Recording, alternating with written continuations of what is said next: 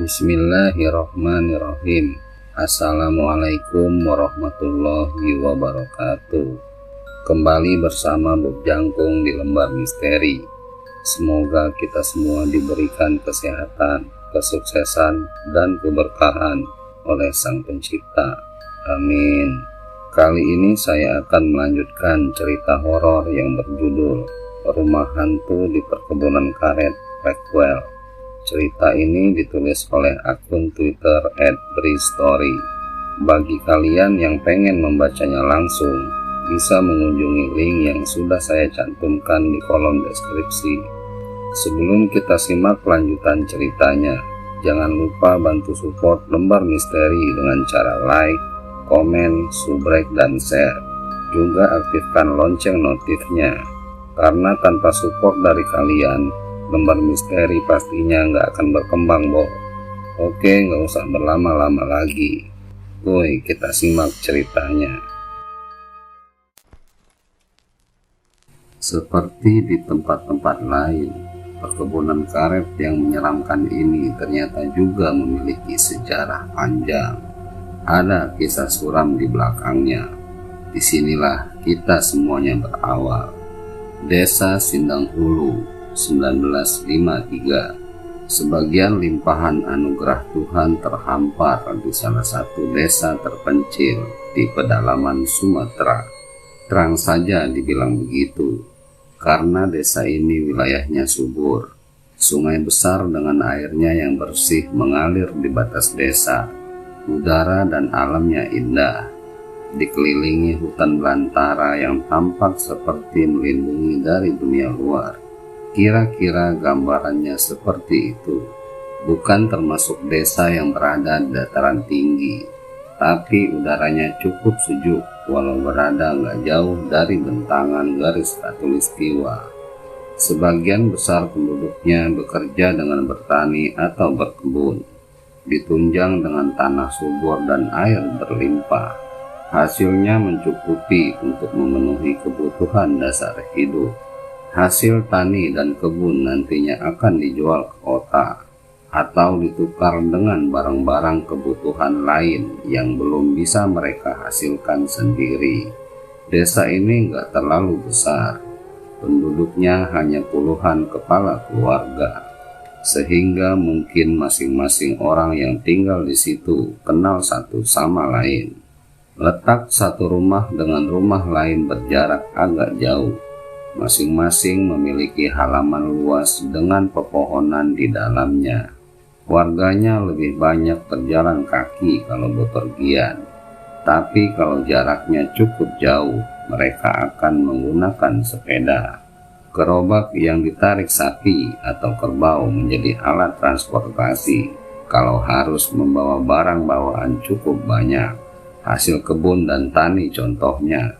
Secara keseluruhan, Desa Sindang Hulu ini bisa dibilang desa yang penduduknya hidup damai dan tentram dengan alamnya yang indah. Pada suatu malam, bulan yang sebelumnya menerangi dengan pantulan sinarnya, kini tertutup awan kusam. Makanya, Yudar memutuskan untuk menyalakan lagi obor di tangan karena suasana jadi gelap total. Rumah-rumah penduduk yang dilintasi hanya kelihatan seperti lukisan hitam. Lampu teplok yang biasanya dipasang di teras depan sudah dalam keadaan mati. Sekitar jam 12:30 lewat tengah malam, Yudar sedang dalam perjalanan pulang setelah berkunjung dari rumah Umay temannya. Sebenarnya rumah Umay yang letaknya di desa sebelah nggak terlalu jauh dari rumah Yudar. Hanya kira-kira setengah jam bersepeda jaraknya. Tapi karena kebetulan ketika hendak pulang rantai sepedanya putus, terpaksa Yudar harus berjalan kaki. Ayolah, aku antar saja kau, Dar, daripada harus jalan kaki kan. Sebenarnya Umay sudah menawarkan untuk mengantar pulang dengan berboncengan menggunakan sepedanya, tapi Yudar nggak mau. Bersikukuh ingin pulang jalan kaki saja. Nggak apa, Mai, tenang saja. Lihat itu, bulan bersinar dengan terangnya. Gak akan gelap di jalan. Hehehe, jawab Yudar menolak tawaran Umay. Begitulah, akhirnya Yudar benar pulang berjalan kaki, meninggalkan sepedanya di rumah Umay. Sunyi, sepi, gak ada suara sama sekali, apalagi di ujung desa. Jalan tanah yang membelah pemukiman sama sekali gelap tanpa penerangan. Hanya cahaya redup malam yang membuat mata jadi terbiasa mengikuti alurnya. Sudah kira-kira setengah jam Yudar berjalan kaki. Hanya tinggal beberapa puluh meter lagi sebelum memasuki wilayah hutan.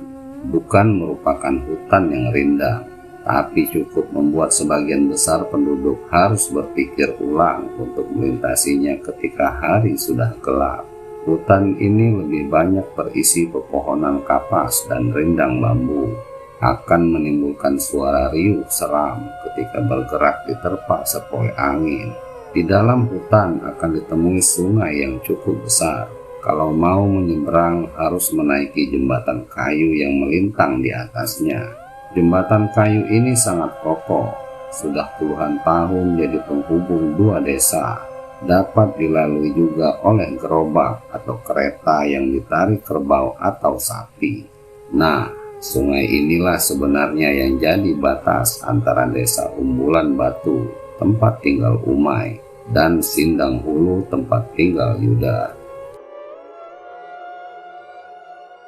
Menyeka keringat, Yudar menarik napas panjang lalu menghelanya. Ketika mulai masuk wilayah hutan pada akhirnya, sudah beberapa kali dia memaki diri sendiri dalam hati.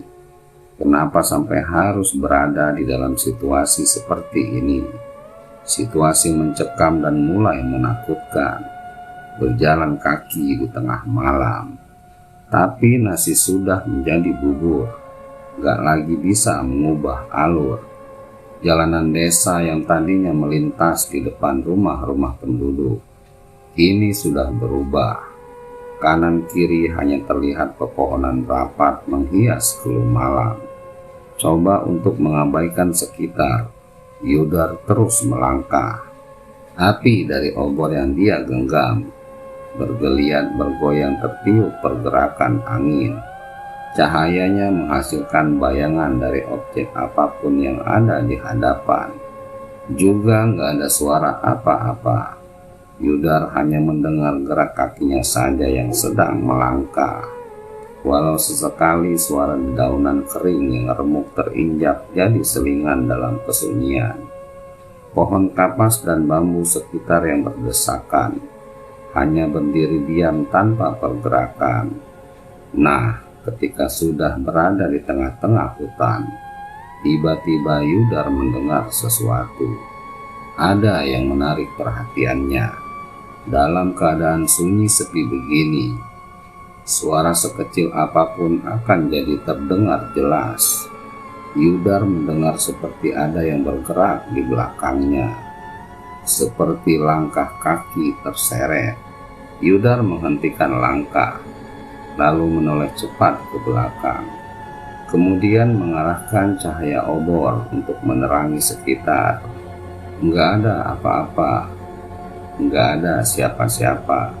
Suara itu juga tiba-tiba menghilang, gak kedengaran lagi. Ya sudah, Yudar kemudian lanjut berjalan. Tapi gak bisa dipungkiri, kalau Yudar sudah mulai merasa ada yang aneh. Rasa cemas mulai menemani ketakutan yang sejak tadi sudah timbul tenggelam. Kemudian, ternyata senyap hanya sebentar. Suara dari pergerakan misterius di belakang kembali terdengar. Kali ini Yudar hanya menajamkan pendengaran tanpa melihat langsung. Benar, terdengar seperti ada yang bergerak di belakang. Tapi kali ini bukan suara langkah kaki terseret, melainkan seperti ada yang sedang menerjang pepohonan, menembus rapatnya hutan, dan jaraknya enggak jauh. Refleks sekali lagi Yudar menoleh ke belakang, memperhatikan sebentar sambil lagi-lagi langkahnya berhenti. Kosong, Nggak ada siapa-siapa. Suara apa sih itu sebenarnya? Gumam Yudar dalam hati sambil coba terus memerangi kecemasan. Kemudian dia mulai lanjut berjalan lagi. Kali ini lebih cepat dari sebelumnya. Tapi semakin Yudar mempercepat langkah, semakin cepat juga pergerakan misterius yang ada di belakang mengikuti. Iya, seperti ada yang mengikuti dari belakang. Sadar akan hal itu, Yudar semakin cepat berjalan.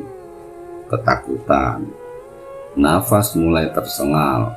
Sambil mati-matian menjaga api obor untuk tetap hidup diterjang tiupan angin. Keringat bercucuran. Langkah Yudar semakin cepat ketika suara di belakang semakin riuh dalam senyap. Aneh, Yudar merasa sepertinya sumber suara sudah berpindah tempat. Yang tadinya seperti sejajar dengannya, kali ini kok sepertinya berasal dari atas, di pepohonan. Namun tetap sama, suaranya seperti ada objek yang sedang menembus rapatnya hutan. Entah karena penasaran atau apa, yang tadinya nggak berani, tiba-tiba Yudar menoleh ke belakang lagi untuk melihat dan mencari tahu sumber suara.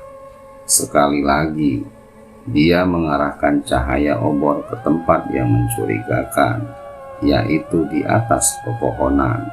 Pada saat inilah, akhirnya Yudar melihat sesuatu. Tiba-tiba suara itu terdengar lagi. Benar, seperti ada yang sedang menembus rindang pepohonan. Dan benar, suaranya berasal dari atas. Awalnya Yudar hanya melihat dedaunan bagian atas bergerak seperti ada yang mau menembus menabrak. Tapi belum kelihatan apa yang membuat begitu. Tapi akhirnya kelihatan ada sesuatu ketika penglihatan sudah mulai terbiasa dalam keremangan. Ada sosok berbentuk seperti manusia, tinggi besar, hitam pekat seperti bayangan. Dia sedang berdiri di atas pohon. Dia memperhatikan. Yudar terpaku. Tubuhnya nggak bisa digerakkan. Terkesima melihat pemandangan itu. Namun, ketika Yudar masih bergulat dengan keterkejutan, tiba-tiba sosok seram itu bergerak terbang melayang menembus pepohonan, menghasilkan suara persis seperti yang dia dengar sejak tadi. Tersadar, Yudar langsung mengalihkan pandangan, membalikkan badan mengarah kembali menuju pulang. Ketakutan.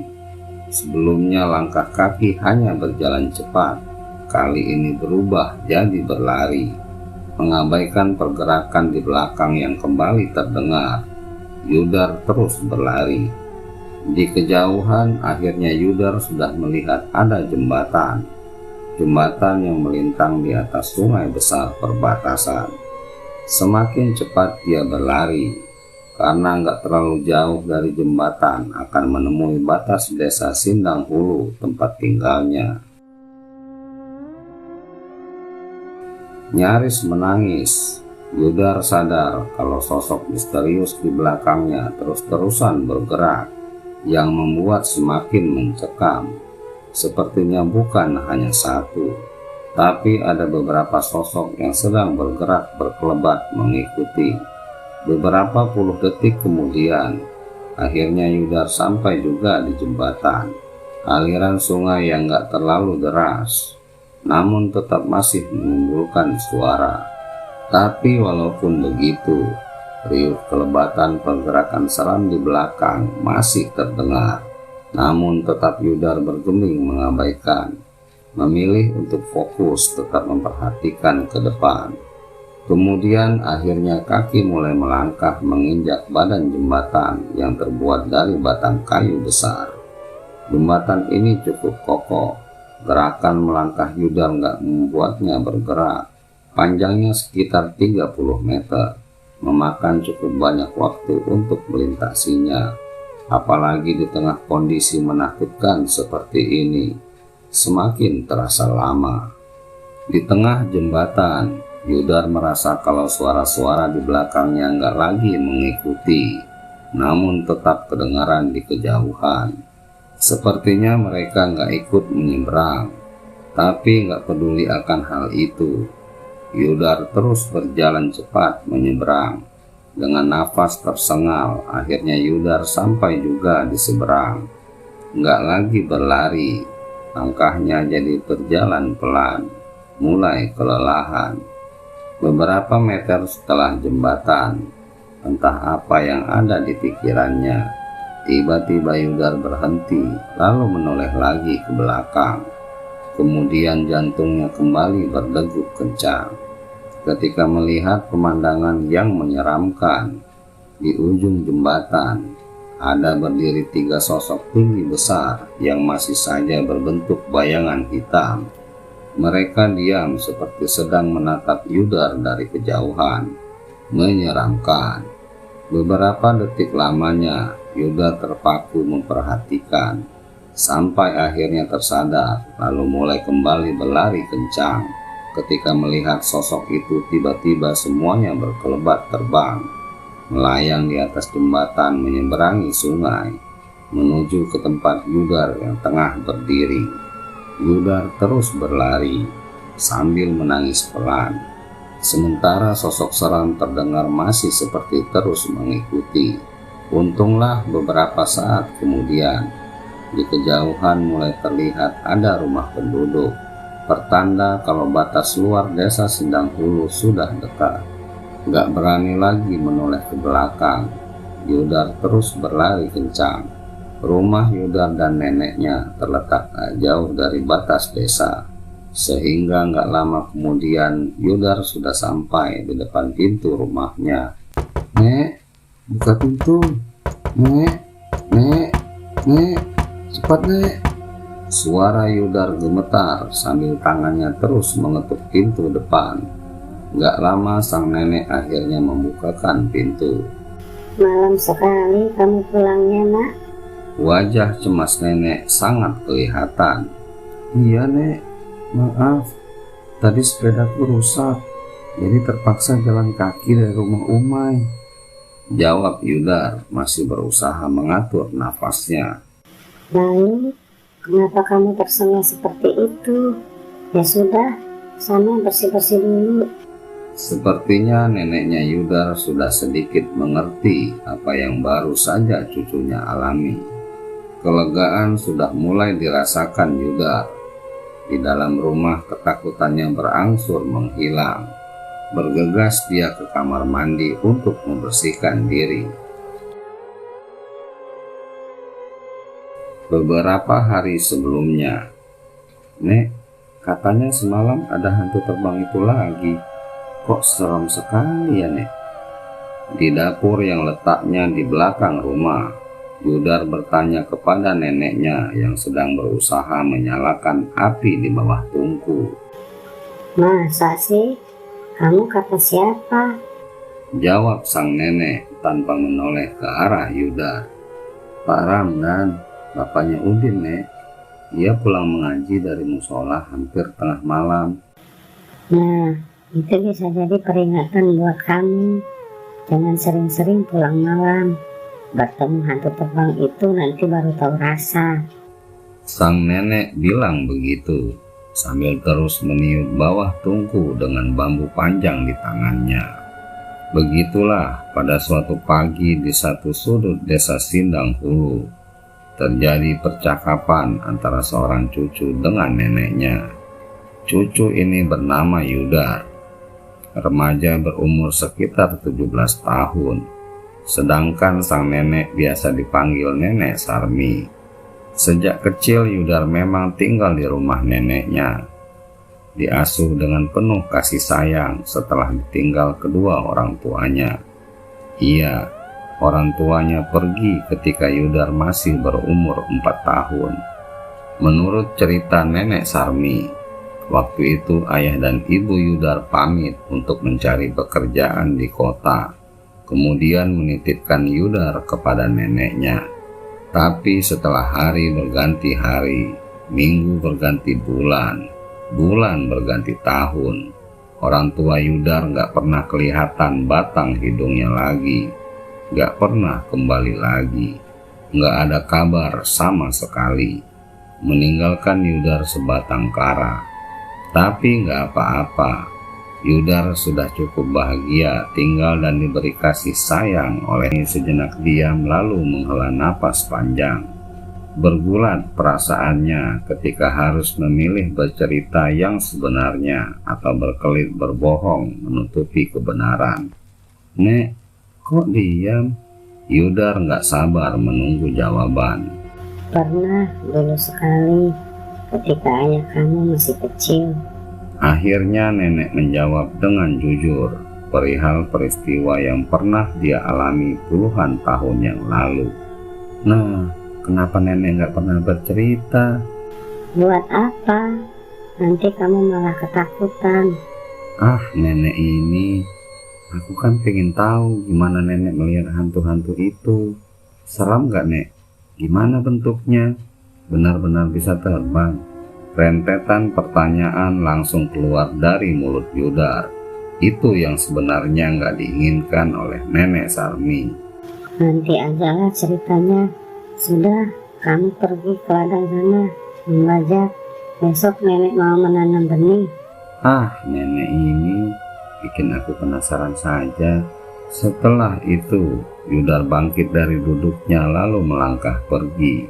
Menuruti perintah sang nenek, dia lalu mulai bersiap ke ladang untuk mulai membajak sawah. Yudar anak yang baik. Selama diasuh oleh neneknya, dia nggak pernah membantah, selalu menurut. Nenek nggak punya siapa-siapa lagi, hanya tinggal kamu seorang, Yudar. Jadi tolong untuk jangan membuat nenek kamu ini kecewa atau bersedih. Harus selalu jadi anak yang baik. Begitu nenek bilang berkali-kali. Intinya Nenek Sarmi sangat menyayangi cucu satu-satunya ini. Begitu pula sebaliknya, Yudar juga sangat menyayangi neneknya. Gak pernah mau membuat beliau sampai menangis. Jadi desa terpencil yang tentram ini belakangan digegerkan dengan berita tentang adanya beberapa kejadian aneh. Katanya beberapa penduduk pernah melihat ada sosok-sosok menyeramkan di beberapa sudut desa. Katanya juga sosok ini bentuknya seperti manusia yang tinggi besar, namun wajah dan tampilan jelasnya masih misterius karena selalu terlihat seperti bayangan hitam. Gak hanya malam hari, beberapa orang juga pernah melihat mereka ketika matahari masih bersinar. Sosoknya kadang hanya diam seperti sedang memperhatikan dari kejauhan, kadang berkelebat. Ada pula yang melihat mereka terbang melayang. Kadang muncul hanya satu sosok, kadang lebih dari satu. Intinya sosok seram itu sangat menakutkan. Makanya beberapa waktu belakangan desa Sindang Hulu dan desa sebelah yang berdekatan jadi sangat sepi ketika malam datang. Penduduk lebih memilih berdiam di dalam rumah, nggak akan keluar kalau nggak terpaksa. Dan ternyata, menurut warga sepuh yang sudah tinggal di sini puluhan tahun lamanya, kemunculan sosok-sosok seram ini ternyata bukan yang pertama kali. Mereka sudah jadi kisah yang diceritakan lintas generasi secara turun-temurun. Yang menyeramkan lagi, katanya kemunculannya selalu jadi pertanda kalau akan ada bencana besar yang menimpa penduduk desa. Makanya Nenek Sarmi cukup berat untuk menceritakan semuanya kepada Yudar. Dia nggak mau cucunya nanti jadi ketakutan. Lampu kecil berbahan bakar minyak jadi penerangan di ruang tengah. Cahayanya yang redup temaram memberi cukup cahaya bagi penghuni rumah. Yudar sedang asik membersihkan sepedanya, sementara Nenek Sarmi masih sibuk menjahit pakaian yang robek. Beberapa jam setelah makan malam, itulah kegiatan yang sedang dilakukan nenek dan cucu itu di dalam rumah. Sementara malam semakin larut, udara mulai semakin dingin. Suasana desa juga sudah sangat sepi. Sudah, Ladar. besok lagi. Ini sudah malam, tidurlah. Iya Nek, sebentar lagi. Mungkin kira-kira ketika sudah jam 11, Nenek Sarmi bangkit dari duduknya lalu melangkah ke belakang, ke kamar mandi. Sementara Yudar masih saja sibuk mengelap sepedanya di ruang tengah. Cerik, cerik, cerik. Tiba-tiba terdengar suara seperti itu. Yudar langsung menghentikan kegiatannya. Celingak-celinguk dia menajamkan pendengaran. Cerik, cerik, cerik. Kedengaran lagi, kali ini suaranya lebih keras. Sepertinya sumber suara sudah lebih dekat. Masih sedang kebingungan menerka. Tiba-tiba Yudar sudah melihat neneknya sedang berdiri di pintu ruang tengah. Sudah Yudar, matikan lampu, lalu masuk kamar. Nyaris berbisik, Nenek Sarmi bilang seperti itu. Bergegas Yudar menuruti perintah neneknya. Yudar menempati kamar depan, sementara Nenek Sarmi di kamar tengah. Kamar Yudar langsung menghadap halaman rumah yang di depannya sudah langsung jalanan desa. Di kamar, Yudar nggak langsung bisa tertidur. Dia sama sekali nggak merasa mengantuk. Bukan tanpa sebab, tapi masih memikirkan tentang suara tadi. Suara yang sebelumnya sudah pernah dia dengar waktu masih kecil. Jadi sebenarnya dia sudah tahu sosok yang menimbulkan suara seram itu. Di atas kasur kapuknya, Yudar merasa kalau malam yang sudah sepi jadi semakin sepi. Tiupan angin di luar terdengar menerpa pepohonan. Desa ini mulai mencekam. Entah karena apa, semakin larut. Sudah sedikit lewat tengah malam. Namun Yudar masih saja terus terjaga. Tiba-tiba terdengar suara lolongan panjang anjing hutan dari kejauhan memecah kesunyian, menambah seram keadaan. Angin yang tadinya bertiup pelan, perlahan berubah beranjak jadi agak kencang. Suara pepohonan di luar terdengar keras tertiup. Mulai muncul kecemasan. Yudar sempat berpikir untuk tidur di kamar neneknya saja. Kalau nanti rasa takutnya nggak terkendali lagi. Ketika suasana semakin mencekam, tiba-tiba Yudar mendengar suara.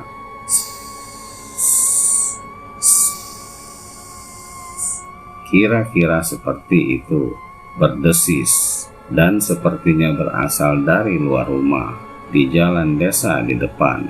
Suara apa itu? Yudar bertanya-tanya dalam hati. Terus-terusan terdengar. Yudar semakin penasaran. Gak lama kemudian, akhirnya Yudar memutuskan untuk mencari tahu. Berniat mengintip melihat keadaan dari jendela ruang tengah. Perlahan Yudar mulai melangkah, membuka pintu kamar menuju ruang tengah. Tapi alangkah terkejutnya Yudar ketika melihat neneknya ada di ruang tengah. Dalam gelap, Nenek Sarmi berdiri di dekat jendela, sedang mengintip keluar. Nenek lagi ngapain? Suara pelan Yudar memecah sepi. Nenek Sarmi langsung menoleh. Enggak nak, sudah, sekarang kita tidur yuk. Kamu tidur di kamar nenek saja. Nenek Sarmi bilang begitu sambil berbisik juga, sangat pelan. Yudar menurut. Kemudian mereka masuk ke kamar tengah. Pertanyaannya, apa yang sedang Nenek Sarmi lakukan di ruang tengah? Apa yang sedang dia lihat di luar? Ternyata sama dengan Yudar. Nenek Sarmi juga mendengar suara-suara menyeramkan itu. Bedanya, beliau langsung mencari tahu dengan mengintip dari jendela ruang tengah. Ketika sedang mengintip keluar itulah akhirnya Nenek Sarmi menyaksikan semuanya. Di depan beliau melihat beberapa sosok tinggi besar berkelebatan menyusuri jalan. Ada yang berjalan bergerak pelan, ada yang hanya berdiri diam, ada pula yang terbang melayang seperti akan menuju suatu tempat. Nenek Sarmi melihat semuanya, semua pemandangan seram di depan rumahnya sebelum Yudar menegurnya. Oke Bob, Terima kasih telah menyimak sampai selesai. Jangan lupa support terus Lembar Misteri dengan cara like, komen, subrek, dan share, serta nyalakan lonceng notifnya. Karena subrek itu gratis kok, dan tanpa support kalian, Lembar Misteri pastinya nggak akan berkembang. Akhir kata, Bob Jangkung undur diri. Mohon maaf jika banyak kesalahan dalam penyampaian. Wabillahi taufik wal hidayah. Wassalamualaikum warahmatullahi wabarakatuh.